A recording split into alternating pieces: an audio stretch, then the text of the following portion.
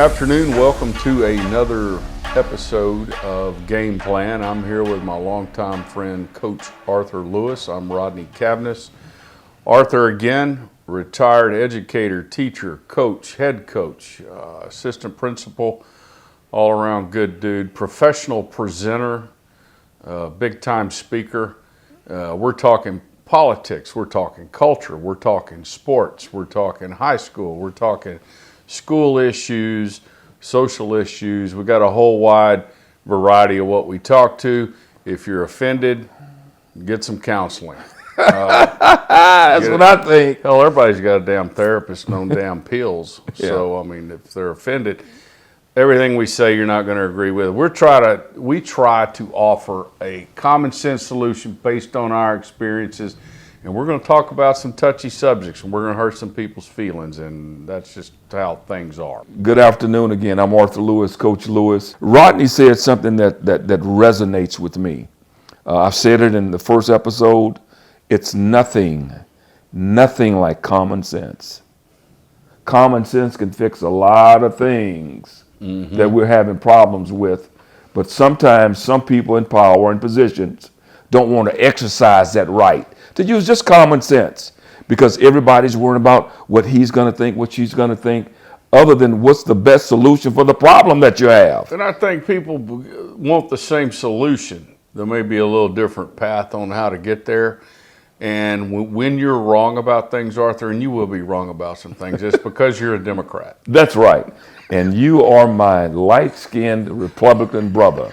And I love you like a stepchild. I mean, like a brother. Back at you. Yeah. So I like to talk about and get your take on it, man. The crime in Beaumont. Crime in Beaumont. Very sad read on the internet that we were voted most or least educated area in Texas, and then one of the most violent cities in Texas, and that's sad. You remember back in the day, it was quiet here, and it's just not. And there's some things going on around town, and probably in most cities.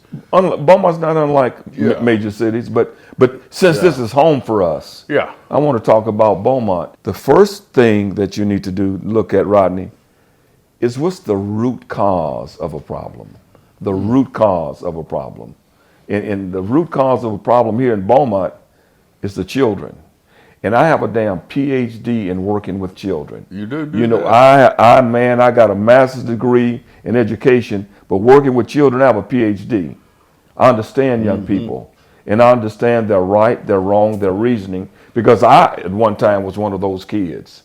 And I was doing a whole lot of things. Yeah.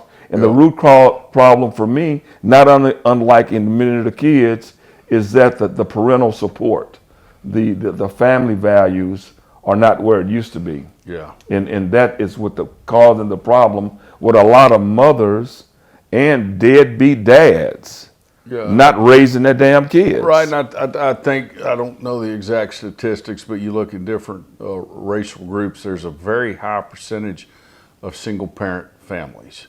And I had to raise a kid by myself, and I made a million mistakes, and hell, it was hard. From the time you get up in the morning, time you go to bed at night, ain't got much money, you're making mistakes, you're trying to work, trying to live a life, and you got a kid, you're doing all you can with them, and you make mistakes, and I made a lot of mistakes.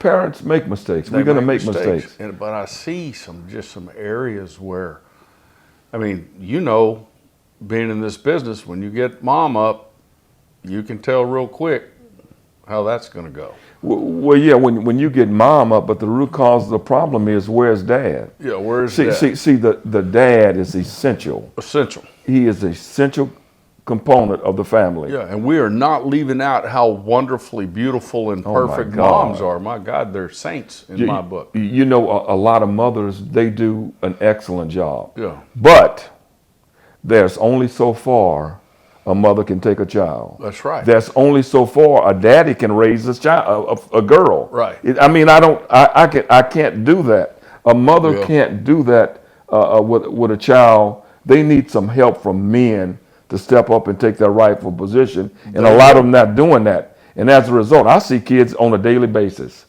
They're just lost. They have no direction. They have no direction because at the age of 2, 3, 4, and 5, I have grandkids. Do you think I'm going to start correcting my grandkids when they're 15 years old? No. It's a loss. They going, who is this guy? What are you talking about? Yeah. Da, da, da, da, da. I don't know you. Yeah. You get a child when they're young, and you try to get them to do what they need to do. Right. You discipline a child because, again, they're the child. Yeah.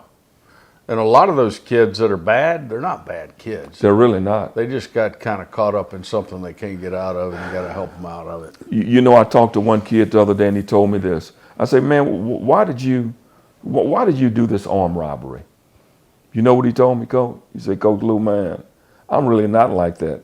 I was so afraid of the peer pressure what 2 or 3 other guys were exerted upon me, and that drove me to just, instead of fighting that battle over there, I'll just go on with them and ruin the rest of my life behind peer pressure. So one decision. One decision away. Yeah. One decision away. Yeah. And it's not helping the schools. It's not helping the community. It's not, I can imagine it's not fun to be held up or something. You're robbed and these kids are doing certain things. In its past, robbing or something simple, the murder rate in Beaumont, the crime rate in Beaumont, I think is one of the worst in the state of Texas. Per capita is higher than Houston, Texas. Getting up higher than Houston and St. Louis and some of those towns. If those stats are correct, that's a hell of a deal. So how do we fix this? Do you fix it sitting there? Or the leaders fix it? How do you solve this stuff, man? I think the first thing we got to do, Arthur, is we got to put the nuclear family back together. Got to have the dad and the family. And again, I can't stress the importance of a mom. You think about what moms do from birth to raising a kid, and you got a baby and you're holding them until they're 2 years old. And then just the taking care of a house, getting kids fed, getting homework done, getting them to Little League, getting them back and forth to school. It's not very glamorous, is it? It's work. It is work. It is work running kids around. You know, my oldest son, Todd, man, that rascal was born. We were doing 3-a-days. The good old days, 3-a-days. So I get home, man, I am like tired. You ain't got nothing to give. Man, I walk in the door, literally. You're done. Sandra, literally, I hadn't even walked in the damn house. Sandra say, here. And then at first I'm like, are you crazy? To myself, I didn't tell my wife that because I didn't want to get it going on. She had been with this child all day. So here I am. I get with Todd and I hug him and, you know, we move around a little bit and then I get him settled. Then I go take a shower and then I stand up as late as he wants to. You don't go to bed when you want to go to bed. So, and I'm saying to myself, I just worked 14 hours, but I signed up for that, Rodney. You signed up for it. I signed up for it. Right. And it's not easy. It gets better. But Todd and Christian were going to know that I'm their father. You know, my job as a head football coach. When I left for work, what? They are sleeping in the morning. Right. When I come home after work, Yeah. they're sleeping. So who do you think is doing all that damn work in between that? Sandra Lewis. Yeah. That woman, and it's not easy. Yeah. And people look at that, they say, well, man, that's a lot of work. Well, yeah, you had fun making a damn baby. It was a lot of fun. Yeah, but now you have to be responsible. Period. And then, you know, you ask God to bless you with a baby. You wanted a baby. You're a union together. And now it's time for you to ante up and take care of your child. Yeah. And a lot of people don't want to do that. Yeah. They're not willing to. They get in trouble. Teacher gets pissed off. Other kids aren't learning. Kid gets in trouble. Now they're sent home. Now they're 3 days behind. They come back. They're 3 days behind. They're mad at the teacher. The teacher's like, oh my God, what did I do to this kid to make them act like this? Then they get behind. Then they get discouraged. Then they quit. Then they act worse. And it's just a bad revolving cycle. Then you're in a DAP. Yeah. And then you ratchet up a little bit. Now you're going to a juvenile detention center. Now you're running around with some knuckleheads. Oh, now that's your chosen lifestyle. Yeah. And I can't quantify this with numbers because I love numbers, but I'd venture to say, and I'm gonna just be conservative, 80%, and I'm going to just say 75% of the prison population came up through a DAEP, Probably yes. a juvenile detention center, Right. to prison. Right. With no skills, no money, no. Just I'm gonna just rob. I'm gonna do this and that. And so now people, Coach, why y'all tripping so much, man? Why y'all tripping about school? Because, son, young lady, it's a high correlation Yeah. between non-graduates and their best friend will be prison. No high school education. The next stop will be prison. And that's what we're trying to stop, because you're better than that. Yeah. And they all got an opportunity. If they'll just act right, do what they're asked, they can stay in class, and they don't have to be an A+ student. Right. There's plenty of opportunities out there. And we'll talk about that sometime. Is college worth it? Wow. About that topic. That's going to be a good one. You said that the discipline, so what? Where'd you get discipline from? Where the hell that comes from? Discipline. Where do you get discipline from? Who What teaches you talk about? Yeah, where do you get that at? You buy it from HEB or where? Where do you get discipline You'd at? expect it to be taught at home, taught in the church, taught in the upbringing of the kid, and they just get to school, get with the wrong people, start acting cool, school's not important, being mean to teachers, and it's just a cycle. And then they start getting in trouble, then they're suspended, then they're behind, then they're discouraged, then they got peer pressure. Come on, let's go do this. You don't need all this. You don't need to play football. You don't need to do all that. So it's just a revolving door. But you're losing. You know what I teach kids? I talk to kids all the time. I say, man, you got to play to win. Mm-hmm. A kid asked me today, and it made me feel so good. He said, Coach Lou, what you told me the other day? I said, man, I'm always talking. What do you mean what I tell you? He was sitting at a domino table, man, playing dominoes. He said, Coach Lou, if not you, then who? If not now, then when? I say, boy, now you own it. Yeah. Why not you? See, you're going to get your life together. You're going to get your life together. You're going to get another shot at this. How will you handle that, man? All of this blame or, this.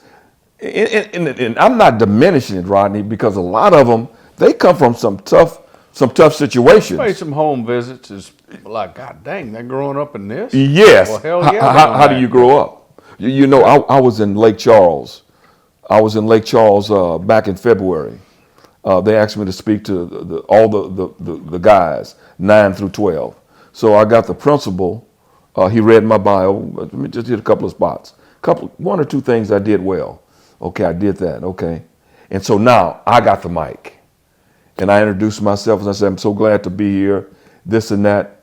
I say, nowhere on my resume did you hear my father was homeless for 15 years. Mm-hmm. They looking. That I got kicked out of the house in the 8th grade, going to the 9th grade. Nowhere in that introduction did it say that what?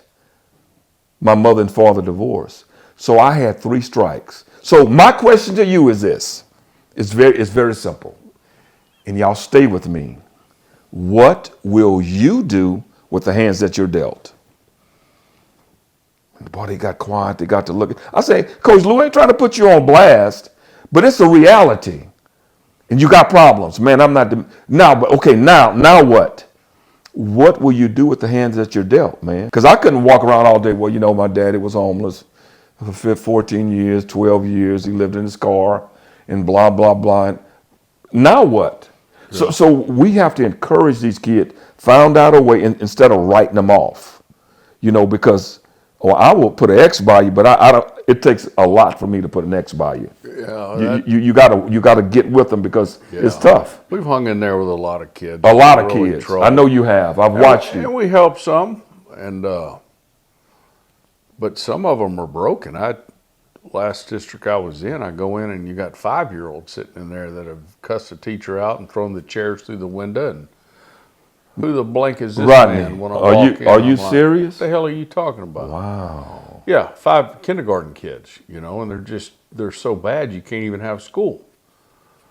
And you think, how the hell did that happen? I mean, you know how it happened. I mean, raising a kid, each day builds on the previous day and staying with them. And some of them just don't have that around them. If you got mom by herself, got a couple kids, she's working, living in an apartment, whatever. I mean, that's work. You know what I would do at Ozen, and it just made me think about with the mother. This is what I would do. I came up with a mantra at Ozen High School. It's called discipline, academics, and athletics. Okay, coach, I hear you, but now we finna live this.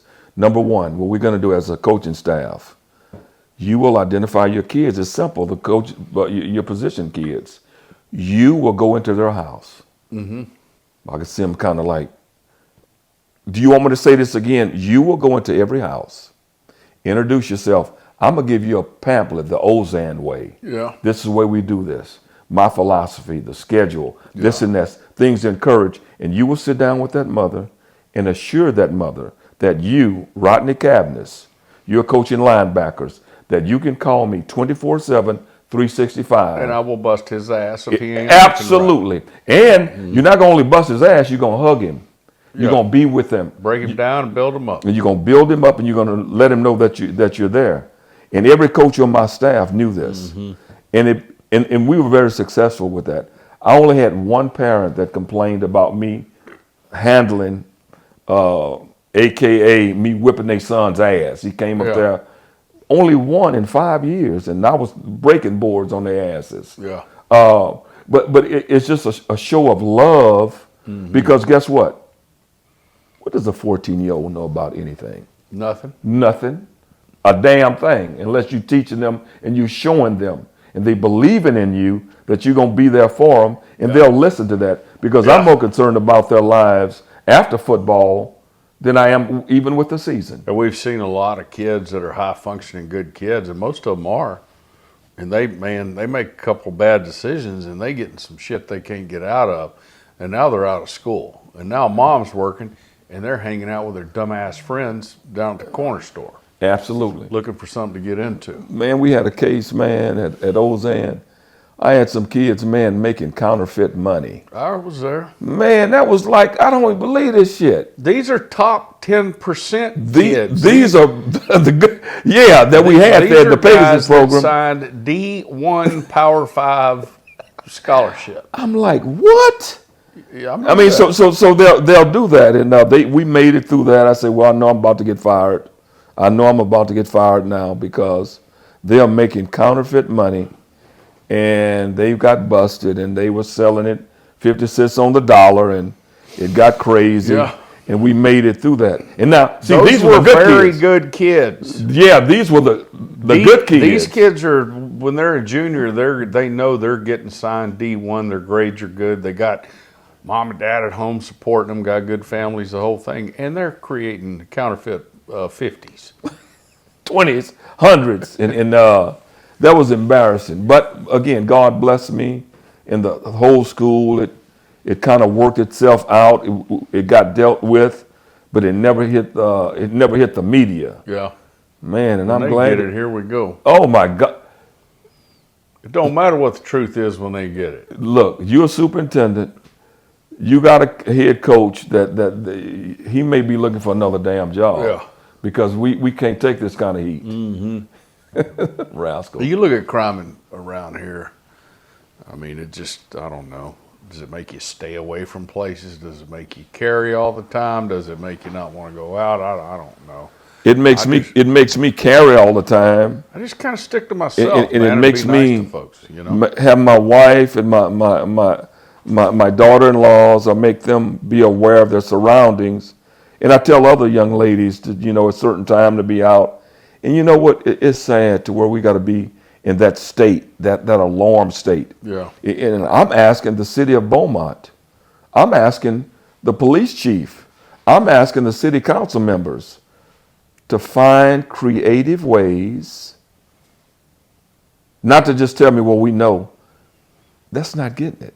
To find creative ways for preventative actions to help the citizenry of Beaumont, Texas, to be safer. What are you guys doing? What are you doing? Mm-hmm. Is that a bad question, or is it a fair question? No, it's way too common sense. It's common sense. What can we do to make it better? Way too common sense.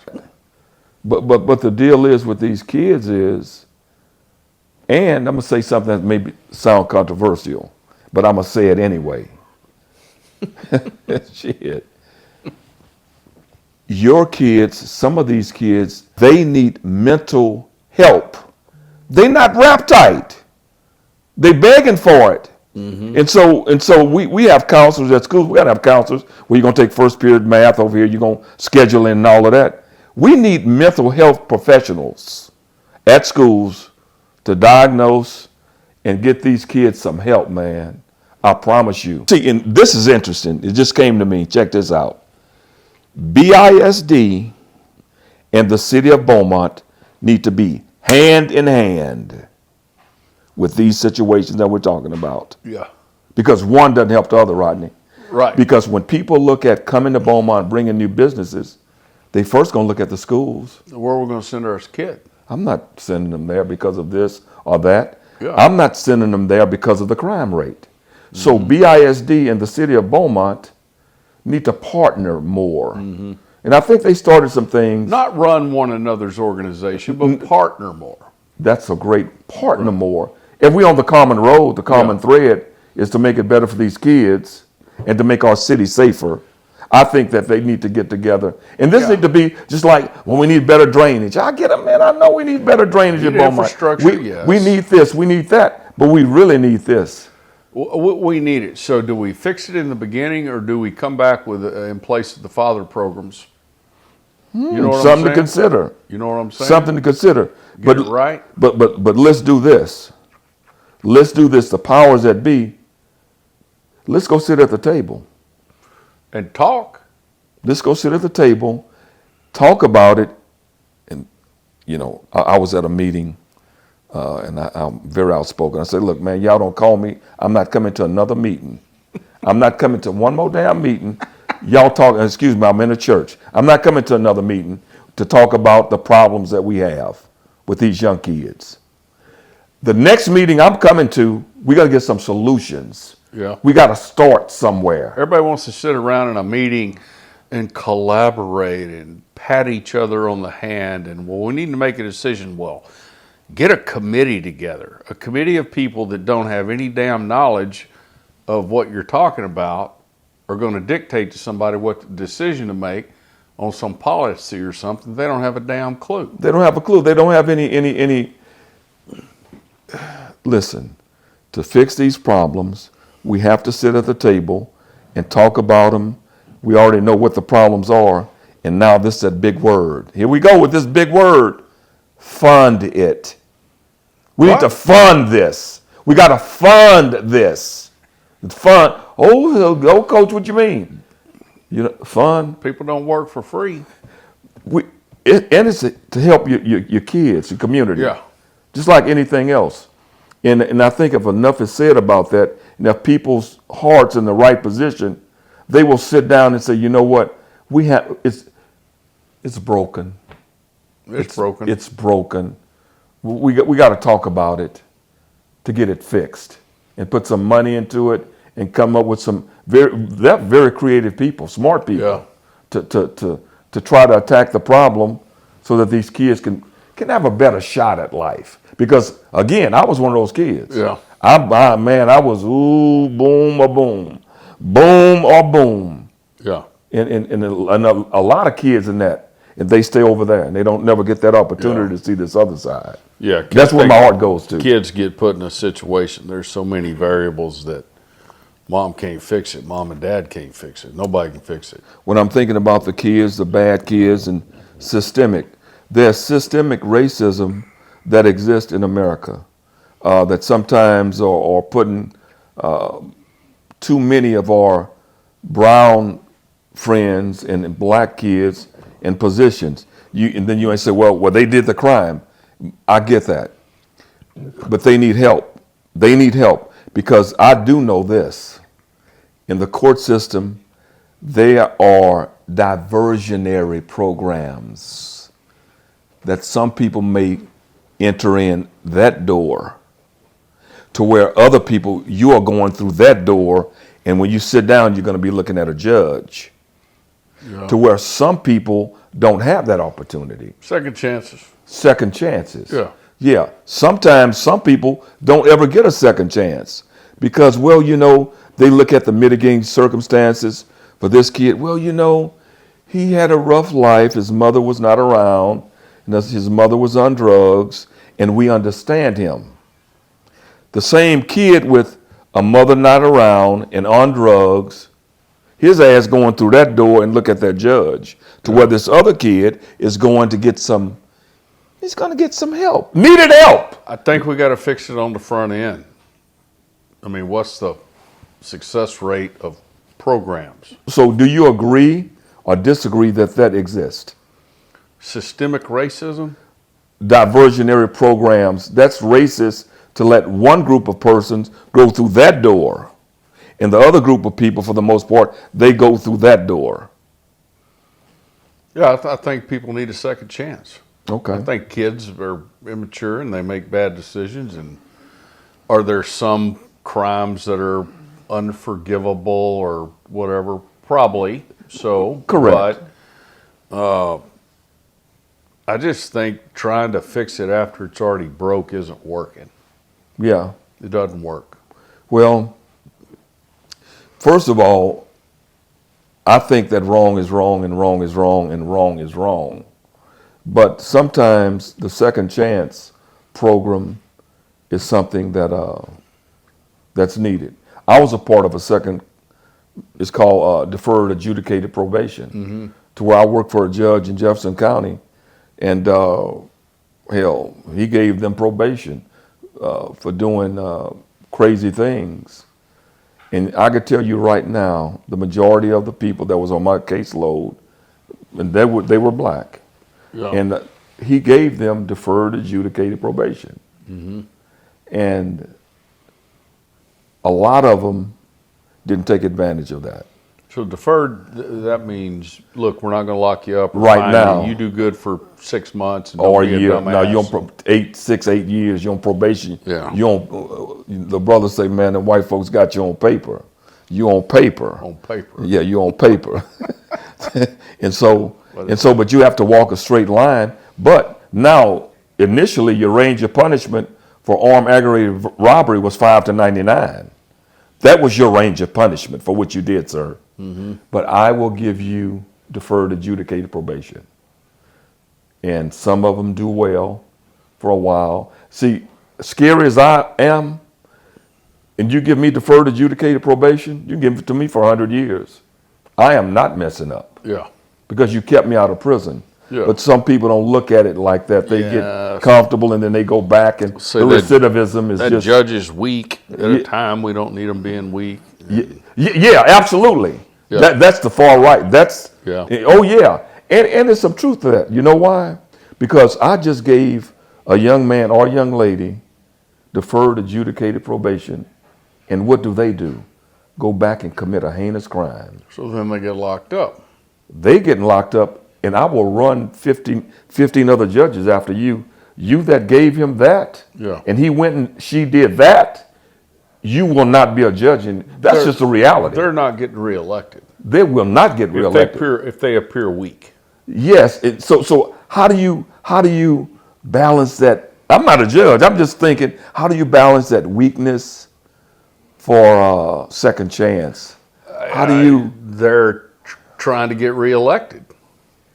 So they what? They're probably gonna, if their constituents won't hard-ass punishments, they're going to give hard-ass punishments. Absolutely. If their voting base wants leniency and chance after chance, they're going to do that. Yeah. So it's one of those tough topics that I worked 5 years in the court system. Yeah. I worked in the 252nd criminal court, and we have some success stories. I have a lot. It worked, and it worked like it was intended to work. Yeah. Now, on the back end of this, check this out. To fund, if the job that I was doing and the judge did and the probation officer did to keep that woman or that guy out of prison, see, on the back end, it is at least $40,000 a year. Yeah. So let's say if I kept 10 guys from going to prison, being a part of 10 guys not going back to prison. Cost effective. I just saved the state $400,000. Right. And you do that at different spots in Texas. You see how this could really. There's spots where you're committing political suicide if you're lenient on them. Yes. If you're not just absolute super duper hard ass. Right.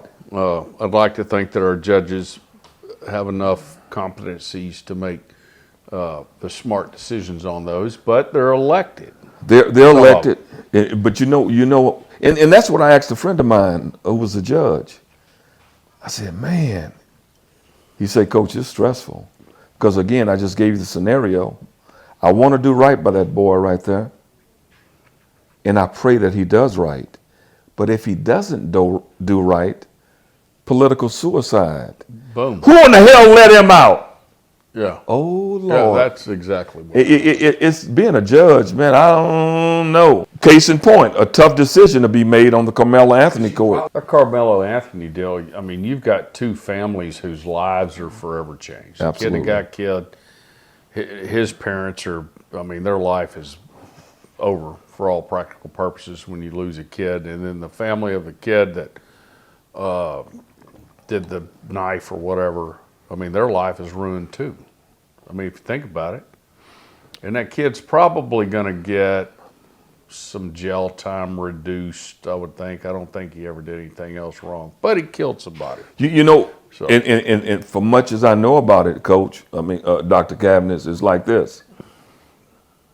I don't know, as a defense attorney, it was said that he did it in self-defense. Mm-hmm.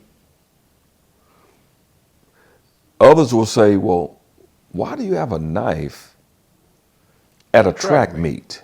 Yeah. I mean, it's going to be one of those hell of a things to which you can prove, or you get 12 jurors to go with. Yeah. And what the prosecuting attorneys are seeking. Yeah. Because this is what I know, and I hadn't followed it too much other than when it happened. A white kid told this kid to get from under the tent. Yeah, track meet. You know, we did track meet all the time. Yeah. It was raining or thundering or something. I don't know. He came under there and from another school and told him to leave. And he said, no, I'm not. I'm just blah, blah, blah. And words went across. And I think he had a twin brother that was a little bit farther away from him. Mm-hmm. And the guy said, and the guy I think was a linebacker. The white kid was a linebacker, and he wasn't backing down and say, yeah, you need to move. He said, man, if you do this, such and such going to happen. Yeah. And it did happen. And he tried to make him move, and he stabbed him and killed him. But I don't think that guy woke up in the morning saying that I'm going to stab somebody. I don't either. But if I'm the prosecuting attorney, come what side you on, man. Whatever side you line up. Yeah. They got this over here. The blacks are steadying fast. The whites going to hold on to this piece. And it's going to be one of those ugly. You said it earlier. Who's going to be the winner? Nobody. Both those families have lost a lot. I mean, you know, that's going to, you know, take all the news coverage when that happens. Oh, my God. And it can be very divisive either way. Could be very divisive. I mean, I like to just be happy and do my thing and not see people fighting, but that may cause some. It's gonna, especially how it turns out. We're talking about the city of Beaumont. We have some new city councilmen here in Beaumont, and I think I really feel good about all of them, the new guys. We have Corey Crenshaw, and then we have Joey Hilliard. Yeah, I love Joey. Joey is one of my favorite. He's a good guy. He's a good guy. Good. Joey and Shanoa. I coached Joey, and Shanoa was in my class. Oh, yeah? In the 11th grade, man, and now they're grown, and she's doing well, and he beat a guy that has been steadfast, man. Very tough election in Mike Getz, and he won. He beat him fair and square. So I'm excited about that for the city of Beaumont, and I think they'll make decisions that will want to help everybody in Beaumont and not be divisive, because we're only good together. Separated, we're not. And then the big runoff is going to be by Robin Mouton and our current mayor, Roy West, and it's going to be very interesting. I'm a Robin Mouton fan. We grew up together, and I'm a Robin Mouton fan. She did a great job while she was here. Yeah. Also, while she was mayor. Roy West is a friend of mine. He's doing a great job. He's done a great job. But again, I'm a Robin Mouton fan, and guess what? Please come out and vote. I don't have the election dates, but they're upcoming. Please come out and vote and exercise your right to vote. We got to get change the reputation of Beaumont. Make it a place where people want to move to. Good schools, good business, good jobs, good safe neighborhoods. And that goes back to last episode talking about the crime and stuff. It's tough once you get a bad reputation on something to fix that, you know. It's hard, but it's doable. Just like it didn't take overnight to get to where we are. Mm-hmm. It's going to take a while to get back. It's going to take a while to get back.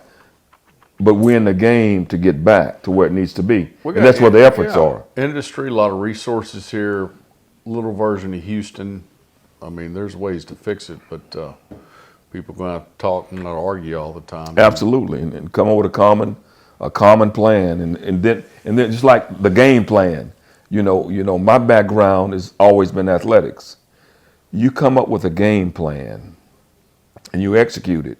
Then at halftime, you make some adjustments. Third quarter, you make some adjustments. I mean, you have to be flexible. Yeah. You start off with something, but then this is not working here. What's the word we like the most that we use? Common sense. Common sense. Common sense. Common sense. Not analytical geometry. Not just physics. Sense. Just common sense. Basic craziness, you know. Yeah. So again, we're going to end this episode. We appreciate everybody for tuning in, and we've talked a little local politics, crime in the area. We've talked schools, community. We've talked culture, hit a little bit on politics. We'll have some more episodes coming up, but thank y'all for watching us, and we'll see y'all next go round.